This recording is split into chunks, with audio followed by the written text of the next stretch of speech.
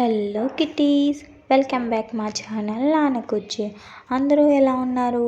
అందరూ బాగుండాలి, అందులో మనం కూడా ఉండాలి. సో ఈరోజు ఇంకో కథతో మీ ముందుకు వస్తాను. సరే, ఏమాత్రం ఆలస్యం చేయకుండా కథలోకైతే వెళ్ళిపోదాం. 500 సంవత్సరాల క్రితం విజయనగరం అనే సామ్రాజ్యాన్ని శ్రీకృష్ణదేవరాయలు పరిపాలించేవారు. ఆయన ఒకరోజు నిద్రలో ఒక కల కన్నారు. ఆ కలలో ఆయనకు ఒక అందమైన భవనం కనిపించింది.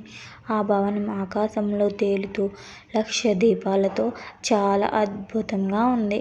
తలుచుకుంటే చాలు మాయమైపోయే ఆ భవనాన్ని కలలో చూసిన రాజు ఆ కలను మరవలేకపోయాడు.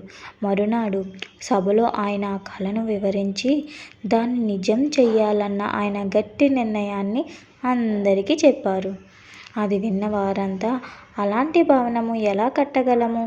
అసలు గాలిలో తేలే భవనాన్ని కట్టడం అసాధ్యం కదా అని నచ్చచెప్పడానికి ప్రయత్నించాడు.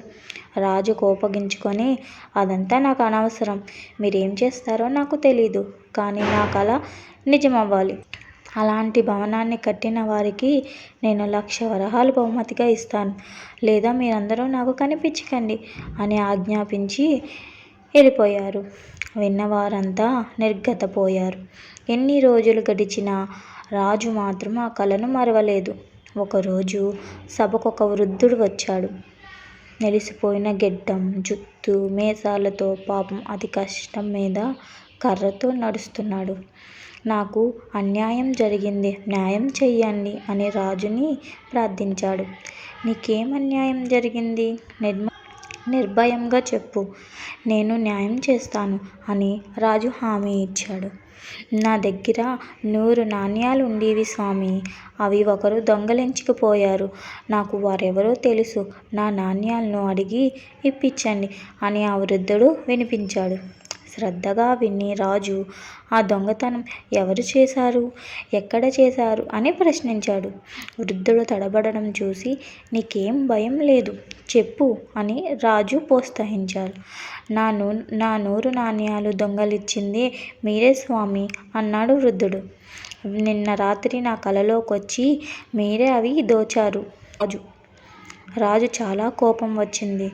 ఏమిటి వెటకారం? కలలో జరిగినది నిజమనుకుంటే ఎలా అని కోపంగా అడిగాడు.